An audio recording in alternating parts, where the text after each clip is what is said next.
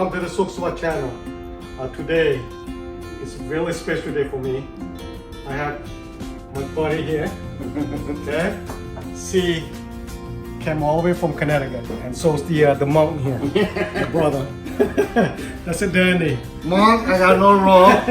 because I like to hide the kid first. Yes. ยินดีนะยินดีต้อนรับสู่ส่งสุขสวัสดิ์น้องมื้อนี้ก็พิเศษน้องมีพิเศษเพราะว่ายังมีหมู่ฮักมันน้องฮักมายามจากทางไกลมาจาก Connecticut บ่แม่นว่ามาละล่ามาอะไรมาเป็นพวกควาย he's a chef as well. So today he's gonna make just here the money. ตื่นตามผัดเผ็ดเป็ดผัดเผ็ดเป็ด Oh, that would be like a spicy stir-fried duck, okay? That's my translation. So, but it is kind of disappointing. They are leaving. They're going back to Las Vegas tomorrow morning. So there's not much time, but I appreciate that they drove down over 5 hours just to come see me. So which is really nice. So tonight you're gonna eat, you're gonna drink, and he's gonna cry. Again and again. But this time's gonna be happy tears, Gonna right? be happy tears, yes. See my family, my lovely brother, my lovely sister.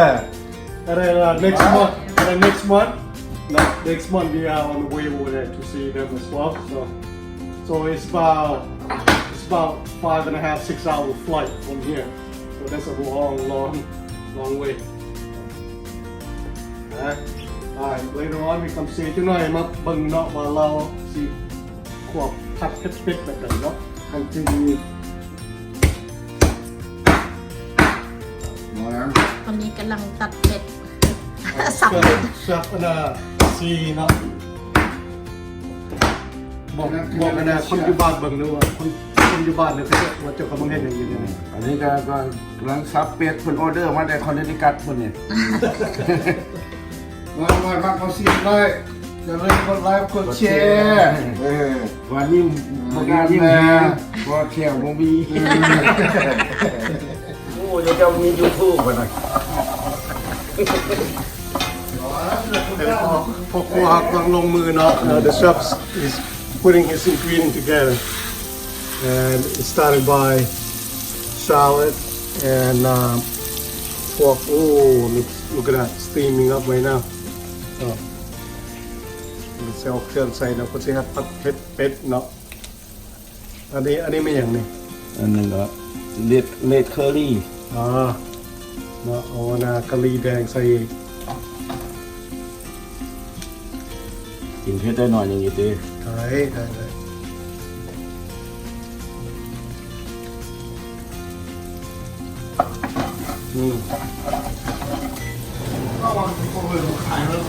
้This is the second dish. It's escargot. It's อันนี้มันลวกซื่อๆเนาะ It's steam. หอยจูบโมเมนต์หอยจูบแล้วมันก็หอยใหญ่อยู่เนาะนี่เป็นหอยทะเลเนาะสิเฮ็ดน้ำจิ้มแกงส้มเนาะแล้วจับเนาะเพราะเชฟนี่บ่เป็นเชฟธรรมดานะนี่นะ Chef Jina, he flew all the way from Connecticut, landed in Vegas, drove over 5 hours just to come and cook and see us. You know, that's amazing. So Just test it out. we're gonna drink, we're gonna eat, and maybe some singing, right? I don't know about singing part. But crying, we're not singing. Singing, Here they come and see steamed salmon. I'm gonna taste the salmon first, and then I'll show you what this thing tastes like. Okay. So this is look at the steam. It's coming out right now. Look at that. อันนี้หอยอันนั้นลวกเนาะหอยตุ่มเนาะอันนี้เป็นหอยทะเล หอยหวาน หอยหวานอันนี้ this one here just straight with soy sauce and wasabi ให้สิกินแบบง่ายๆเนาะอันนั้นจำแจ่ววาซาบิกับอันนั้นซอยซอสกันแล้ว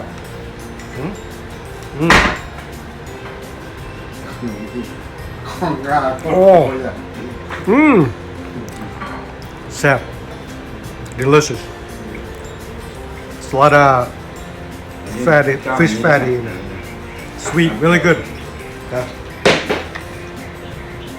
See? Now it's all coated with the sauce. Oh, gotta eat it ย่ quick. อยใส่ยังครับได้สิพี่เชิญเองแล้ว Oh, really good. Oh, really tasty. Sab like. แซ่บ เอาไปซีซีม โอ้ จ้ะ โหโจละหน้าที่โจเลยหน้า แซ่บอ่ะตึง แซ่บวาย โอ้ดีใจแ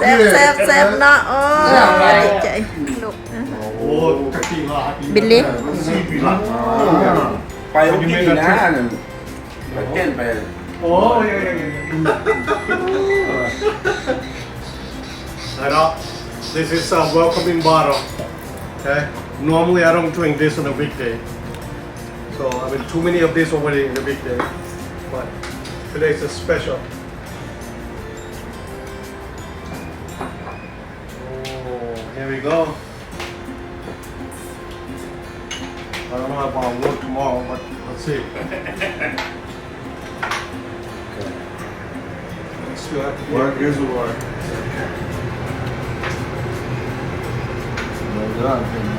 ว้าว น้ำอยู่เรื่อง อัน น้ำ นี้แม่นอันนะผัดเผ็ดเป็ดคุณดูน่าแซ่บขนาดเลย อันนี้เป็นลวกหอย คำต้องการแช่แบบซื้อปิ้งย้อนให้ ต้องการจับสิ่งที่หย่อนให้ มาอ่ะรีบซอยหรอ ผู้เดียวประกล้ามาเด้อตรงนั้น2เด้อ นี่มาเขากลับมาผู้เดียว ประกล้ามาผู้เดียว เป็นไง เพราะว่าญาติมึงปิ้งย้อนบ่ได้ crap เอา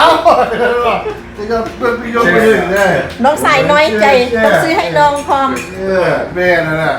มันบ่สองเลย โอเค ก็เลยซื้อให้ทั้งสองกันเลยก็ซื้อได้สองมาเท่านี้ ตัวดีหลังขังรถเงิน10% น้องมื้อนี้เอื้อยเพิ่นก็มาเนาะเพิ่นก็มาหยาไปอีกเทื่อนึงเพราะว่ามื้อนี้ก็น้องชายฮักเพิ่นก็มาจากกันนะต่างรัฐเนาะอันน่ะเอื้อทิพย์ได้ท่วงเขาเจ้าบ่ ช่วงแล้ว เนอะ คำทูเซนดีกูเด้อเด็ก เออ ดีใจบ่ได้เห็นปะกันดน เอออันนี้นะซีจะบ่ได้เออ เธอเลิกบ่เห็นแท้วัน อันนี้เป็นป้าซีเป็นป้าเออ อะไรก็ป้าคือกันฮะ กินไหมเลย อันน่ะซีมึงหอยไหมแซ่บอันน่ะเราเฮ็ดเองนะเราเฮ็ดหมดนะมื้อนี้นะทิพย์หอยนี่ก็แซ่บ เป็ด ฮะย่า บ่ได้ไปกินกัน ก่อนโดย ฮะ จนนั้นกินเด้ หอยนี่แซ่บกับแจ่วส้มนะแซ่บกับอันน่ะเป็ดนี่ผัดเผ็ดเป็ดเราเฮ็ดนะ โอ้ยสุดยอด ฮะอันนี้ผู้นี้ละเด้พวกกิน หาซ้ายจ้ำแก้วมันโอ้ คักเลยนะ ขักเนาะวันนี้คุณว่า คุณน่ะ ว่าภาษาลาวอย่างนั้นก็ขักเนาะ เพิ่นมาเฮ็ด ได้สิ ก็คอยอ How's the ยู่ weather อยู่นี่โอเคอยู่บ่อากาศอยู่นี่โอเคบ่ โอ้ย ฮะ ไอ้แค่นั้นเราพวดเดี๋ยว เข้า เข้า ระยะเยอะ โอ้โห never mind the house โอเค ใจแล้ว มาเรายังว่ามื้อใด เสี เนี่ย ยโอ้บ่มีปัญญา อย่าง เบิ่งบ้านอาทิตย์ก่อนบ้านอาทิตย์ให้ใหญ่กว่านี้ ในทิพย์แห่งไอ้น้อยได้เห็นแล้วเด้ เราไม่ได้เชื่อ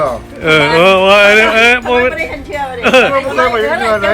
เอาไว้ ไปบ่า ไอ้น้อยได้เห็นเนาะ เราไม่เคยไปเชื่อ เอาไว้อันนี้ว่าน้ำมือทิพย์พุ่นเด้อนี่เด้อ มี everything ฮะ สู้ปั่นสู้เพื่ออะไรอันนั้นนะแล้วก็มีต้นข้ามแล้วก็มีน่องมีกา อย่างนึงนะครับ ซีมือทิพย์ซีมือบอกว่าเป็นจังได๋ อย่าบ้านก็ชิบไปเลยสิแหละ ร้านไป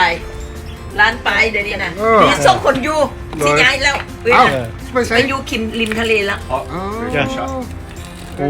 เสร็จมาเจอ What's my shot What's my drink โอ้แล้วว่าเฮือนลาดไปคนดาวลูกคือไปเนี่ยคือไปเนี่ยลาดเลยอยู่เมืองลาวบ่เป็นเมืองลาวอยู่แถวบ่ค่อยมีแต่หาแสนปลาย โอเคเนาะทีมเนาะแซ่บตัวเขาก็ว่าแซ่บเนาะ แซ่บมีแต่ของแซ่บของแก่ กินแล้ว คือพอเป็นมาห้ากัน แซ่บเด้อ ขี่รถมาคั่วกินทุกคนได้มื้อนี้โอ้ยแซ่บนี่ ส นะ อนก็แพงแต่ชุดอาหารเป็นมันหยาบ เป็ดมันยาม เนาะเบิ่งนี่นะหอยนี่นะแซ่บ ข แท้ โมงก็ยังหยาบแล้ว หอยหวานว่าซั่นน่ะซีเพิ่นว่าหอยหวานนี่นะ เด็ดลาบเลือดเป็น ผัดเผ็ดเป็ดเนาะ โอ้สวยงามเนาะ งามเนาะงามฮะ สีมันงามเทศกับแซ่บแบบโอเค งามตัวแซ่บตัวนั่นล่ะอากาศก็ดีมื้อนี้เนาะ แม่เด้อจุดแม่เด้อบ่ได้ เอาไปลาสเวกัสท่านอยู่นอกบ่ได้ หมดแล้วยามนี้บ่ได้แล้วจัง เนาะ โดย พูดมาดิ คือกับ5ชั่วโมงนึงบ่ถึงเนาะเป็นบ่ อันนี้ 5ชั่วโมงนึง This is my backyard. This is หลังบ้านของThe Sok Swat Channel เนาะก็บ่มีหยังหลายบ่อยากให้เบิ่งทางนี้เพราะทางนี้ยังมีขี้เหงื่อหลายบ่ได้มีอันเดียวเนาะแต่ว่าถ้าเบิ่งมาทางนี้ก็ยังผู้แค่นิดนึงเนาะอยากเห็นยินดีเขาก็ยังอยากให้ยินดีเขาก็ยังแค่นิดนึงเนาะบ่มีหยังหลายดอกยังก็มีต้นมะเกียงปลูกใหม่ต้นมะกล้วยเขาเนาะแล้วก็ต้นใบขิงหูต้นมะขิงหูเนาะอยู่นี่แล้วก็ต้นมะเล่นนี่มันเกิดมาตามที่ว่าเฮาที่นั่นไปซื่อๆ Thank you for watching. Bye bye.